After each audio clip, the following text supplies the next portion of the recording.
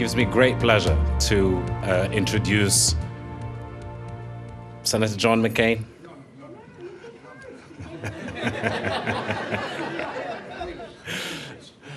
Okay, I'm going to make an executive decision, Leader Pelosi.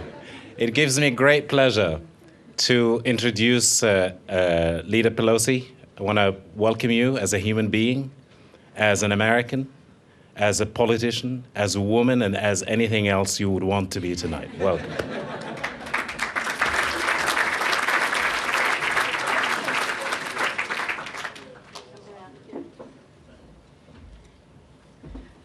Thank you very much. I'm so delighted to be here, and I'm very delighted to be here with Senator McCain. When I accepted this invitation to speak here this evening, I didn't realize that he would be here until I arrived. You can just imagine how happy I was to see him, because I was preparing for the onslaught of criticism I was going to receive. But now I'm covered, right? You cover me, I cover you.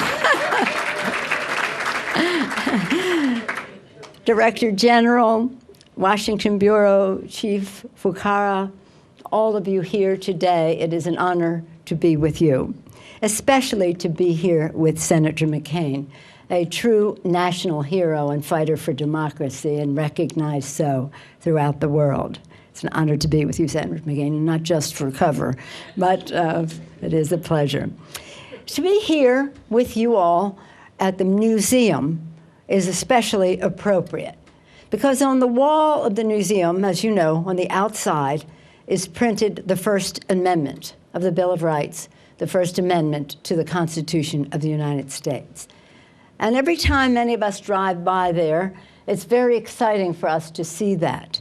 When I had the privilege of speaking at the opening of the museum, I told them that day that I thought in that First Amendment, the most important freedom that is mentioned is the freedom of the press. Of course, the freedom of speech and assembly and religion and the rest are very, very important. But unless you have the freedom of the press to talk about it, to hold the government accountable, to make sure the word is spread about what people are thinking and saying and professing and assembling for, then you are greatly diminished in those freedoms. So I thank you for the courage that you all have to exercise that freedom of the press, which I think is fundamental to the democracy. When that amendment was written, at that time in the 18th century, a message could only travel as fast as a horse could gallop or a ship could sail. It took that long for people to communicate with each other. Just think now, a couple of and a half or more centuries later, how different it is and how we can communicate in real time. And that was the beginning of our democracy, and the word spread about it then. But the democracies that are being created and spread now, happening in real time, it's quite a remarkable thing and a very big difference. Imagine, Senator McCain, if our founders had Twitter and Facebook and the rest. I can't imagine what it would be. I want to salute you for having this conference, a new age of journalism, because that is what we are in. I've had conversations with some of our friends in the Middle East as to whether Al Jazeera spread the democracy or whether the Twitter and Facebook and YouTube created the democracy that was enhanced by Al Jazeera spreading the word, Director General. But whatever it was a great combination. It was a great combination. So I congratulate you on Al Jazeera's role. I know that you take that criticism in Yemen about your role in all of this. I think that's a point of pride. I also sympathize with you in the disappearance of two of your journalists. Dorothy Parvaz's situation is well known, of course, to the world as well. I express concern about your journalist in Libya. Dorothy said that journalism is a force for justice, and that's what she was engaged in. So our thoughts, prayers, and hopes are with her and her family, with Al Jazeera, And we, of course, want to call for her immediate release. Senator McCain, I'm sure, will attest to this, that when we travel throughout the world as members of Congress, especially those of us in senior positions, length of time in office-wise, that we meet presidents, prime ministers, and kings. That's what the reception is for us.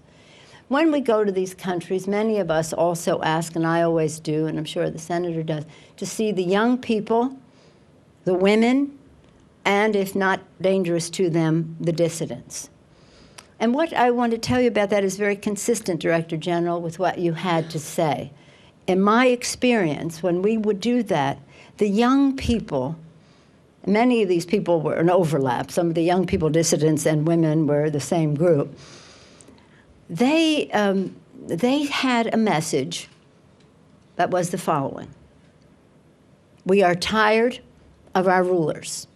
We are weary of war. We think that our rulers, our leaders, they didn't really call them leaders, but our rulers use war, the excuse of war, the threat of violence, as an excuse not to create jobs or build a future for us. We don't even know if they know how to do that. We don't know if they know how to do that. And they would mention some issues even as much as like climate change, issues young people think of about the future. But what's interesting to me was that in every country that I was in this one particular trip, like Lebanon, Syria, whether it was a young person in Lebanon, a student, a young person on the street in Damascus, a postgraduate student home for vacation in Saudi Arabia, kids on the West Bank in Israel, wherever it was throughout the Middle East, they all had the same message, almost verbatim, almost verbatim. They couldn't understand why some of us were criticized for going to one country or another. I was going to Syria, I was highly criticized. They didn't understand about that because they thought, no, you're supposed to communicate.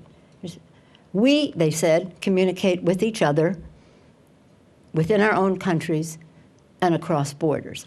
And this was regardless of economic level of status or educational standing. These kids were all saying the same thing. I came home, I spoke about this at graduations at Cornell and at Tufts, different places, because it was so stunning to me. And these same young people acted upon their beliefs in a way that seems to have surprised the world.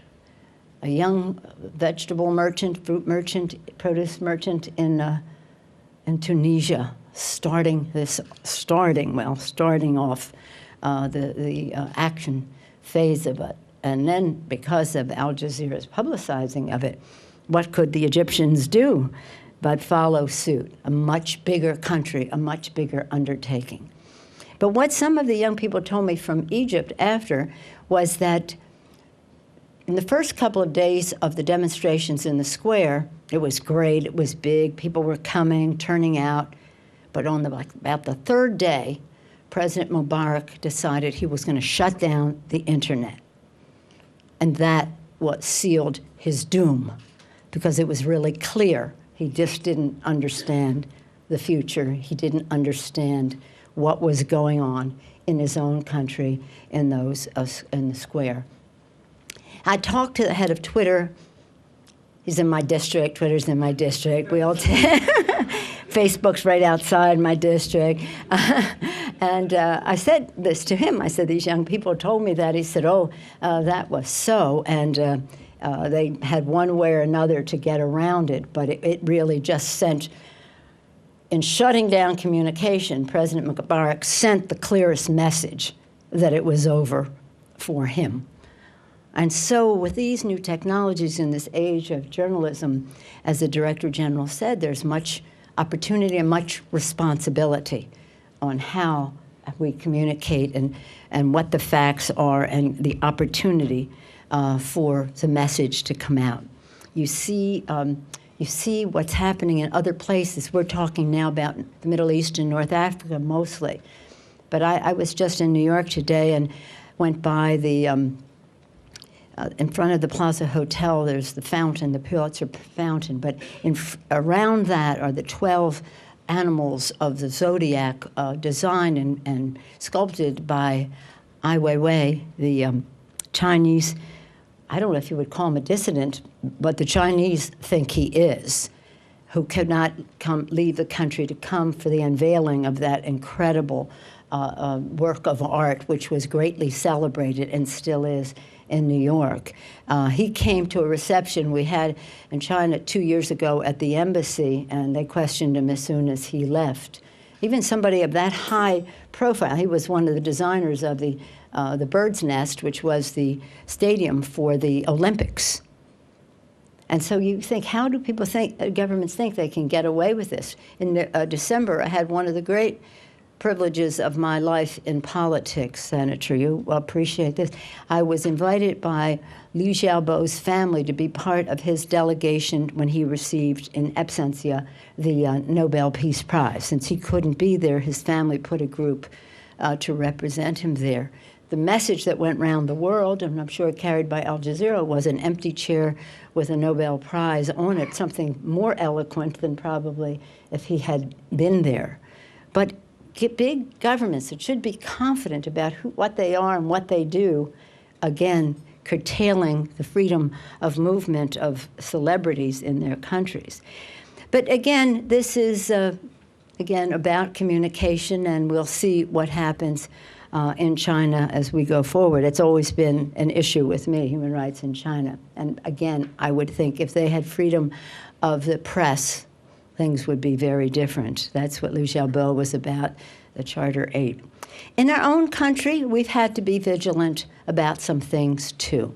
The SHIELD law, which came forth several years ago, I saw up close on the Intelligence Committee, and it was a situation where it was going to make it more difficult for journalists to talk about national security issues. It placed the burden of proof on the journalist. In other words, if you had information and you wrote about it or communicated about it, you had to prove that it was not harmful to our national security. You had the burden of proof was on you. We fought that so that instead it was the burden of proof was on those charging you with harming the national security, that what you wrote was harmful to the national security. That change in leverage is very important in terms of the freedom of the press, in my view, in our country. More recently, right now, we're in the midst of a fight over net neutrality over the internet. We do not think that anybody should guard the gate of the internet. And so that is a fight that we're not all in agreement in Congress on, but one that we take very, very seriously about having that freedom of expression in the new media where so many possibilities exist. We want everyone to have the access that we need. So we all in our countries, in all the countries that we're talking about here, the balance between security and liberty is an important one. It was an important one to our founders. They knew about Homeland Security up close and personal right after having a revolution to declare our independence at that time. It was not, shall we say, a universally shared view of everyone there, and there were some sympathizers to the mother, to England at the time. But with all of, having said all of that, they wrote the Bill of Rights, the addition to our Constitution that recognized that liberty and security are two strong values that we have, that we must, and we must have both. Many things were said at the time. If you don't have liberty, all the security in the world is not worth it, and if you don't have security, you can't have liberty, so we have to have that balance.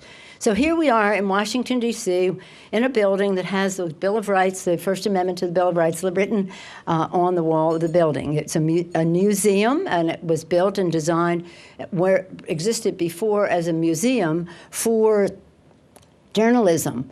And the day that the museum opened, many people made the point that the journalism that we were honoring and protecting, the artifacts and the rest, was greatly in transition because of the new media, because of the new technologies.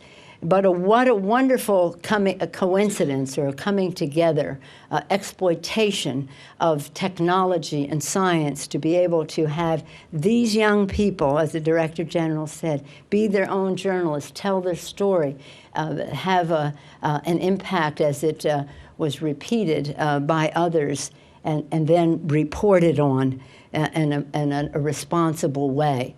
What a remarkable thing for the most fundamental political belief that we have, which is a belief in democracy. So I thank you, Al Jazeera, for your contribution to democracy in the world, and thank you for the opportunity to share some thoughts with you this evening. Thank you all.